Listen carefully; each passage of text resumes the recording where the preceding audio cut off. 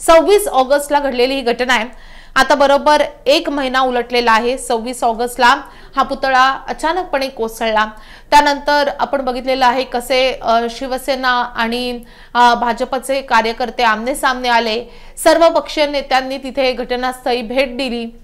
त्यानंतर कसे आरोप प्रत्यारोप झाले, मात्र नेमकं कोण आहे यामागे हे जाणून घेण्याचा आपला हा प्रयत्न असणार आहे।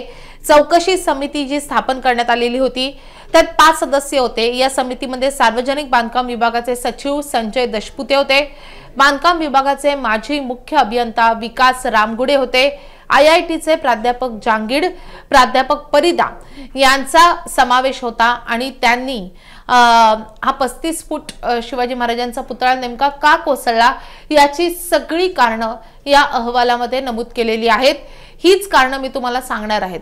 तर आपण एक ग्राफिक जाणून घेऊयात। आता या ग्राफिक्सच्या माध्यमातून आपल्याला पाहायचंय की नेमकी कारणं काय होती आणि त्यानंतर जे काय आरोप होत आहेत ते देखील आपल्याला जाणून घ्यायचे आहेत। तर या चौकशी समितीच्या अहवालात काय, पहिलं ग्राफिक्स आपण पाहूयात।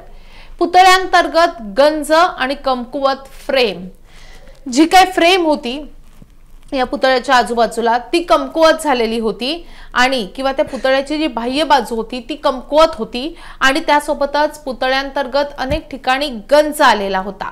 योग्य रीतीनं देखभाल करण्यात आली नव्हती, पुतळ्याची कुठल्याही प्रकारे योग्य रीतीनं देखभाल करण्यात येत नव्हती। हा सगळ्यात अक्षम्य प्रकार आहे। पुतळ्याची देखभालच होत नव्हती। आता नेव्हीकडनं जरी हा पुतळा उभारण्यात आला असला तरी तिथल्या स्थानिक ज्या स्थानिक स्वराज्य संस्था, तिथल्या स्थानिक जे सरकार आहे तर तिथे या सगळ्या पुतळ्याच्या देखभालीची जबाबदारी होती। त्यामुळे ती देखभाल का करण्यात आली नाही हा सगळ्यात महत्त्वाचा भाग आहे। अनेक ठिकाणी देखभाल न केल्यानं आणखीन गंज चढलेला होता, म्हणजे गंज चढणं हा या पुतळा कोसळण्यामागचं सगळ्यात महत्त्वाचं कारण होतं आणि पुतळ्याची स्वच्छता, पुतळ्याची देखभालही केली जात नव्हती हे देखील एक अत्यंत महत्त्वाचं कारण हा पुतळा कोसळण्यामागचं होतं आणि हे आता या अहवालातून समोर आलेलं आहे। पुढे जाऊयात, पुढचा पॉइंट आपण बघूयात।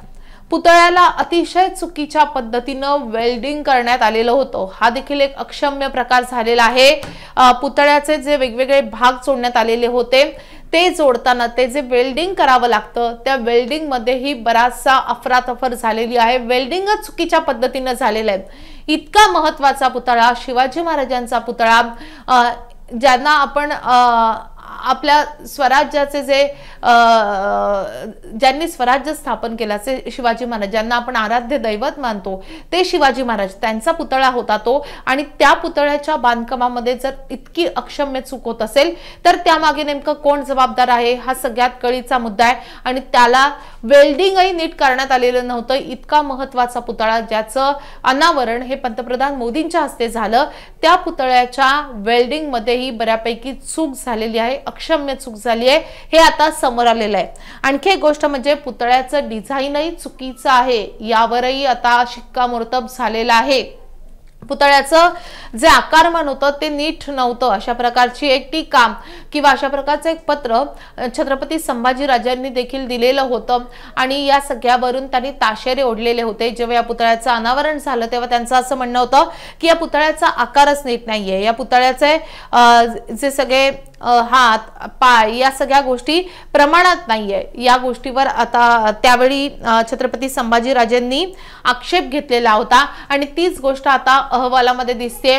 या पुतळ्याचा जे काही डिझाईन आहे त्यामध्येच कुठेतरी त्रुटी होत्या, ही डिझाईनच योग्य नव्हती हे आता कुठेतरी स्पष्ट झालेलं आहे। त्यामुळे पुतळ्याचं डिझाईन, पुतळ्याचं वेल्डिंग, पुतळ्याला चढलेला गंज या सगळ्या गोष्टी पुतळा कोसळण्यास कारणीभूत ठरलेल्या आहेत। त्यामुळे शिवाजी महाराजांचा हा पुतळा 35 फूट उंच असा हा पुतळा, जो समुद्र तटावर उभा होता असा हा पुतळा, ज्याला 1 वर्षही झालं नव्हतं अनावरण होऊन, असा पुतळा उभा उभा कोसळला। अर्थात जेव्हा समुद्र किनाऱ्यावर अशा प्रकारे पुतळे उभे केले जातात तेव्हा त्यासाठी आणखी विशेष काळजी घेतली जाते, कारण खारं पाणी असतं त्यामुळे गंज चढू शकतो, त्यामुळे पुतळ्यावर मोठ्या प्रमाणावर वाऱ्याचा मारा होत असतो। अशा वेळी तो पुतळा खूप मजबूत असणं गरजेचं होतं, मात्र याच ठिकाणी मोठी चूक झालेली आहे। हा पुतळा मजबूत नव्हता, या पुतळ्याला गंज ठरलेला होता, अनेक ठिकाणी वेल्डिंगही नीट केलं नव्हतं आणि त्यामुळे हा पुतळा नीट बांधला गेलेला नव्हता आणि त्यामुळे तो उभ्या उभा कोसळला हे सगळ्यात महत्त्वाचं कारण आहे। त्यामुळे पुतळा कोसळण्याची ही सगळी कारणं आता समोर आलेली आहे। या अहवालातून ही सगळी कारणं समोर आलेली आहेत। दरम्यान हा अहवाल आला आणि अर्थात त्यामध्ये आता ताशेरे ओढण्यात आलेले आहेत। पुतळा कसा चुकीच्या पद्धतीने बांधण्यात आलेला आहे यावर आता शिक्कामोर्तब झालेला आहे।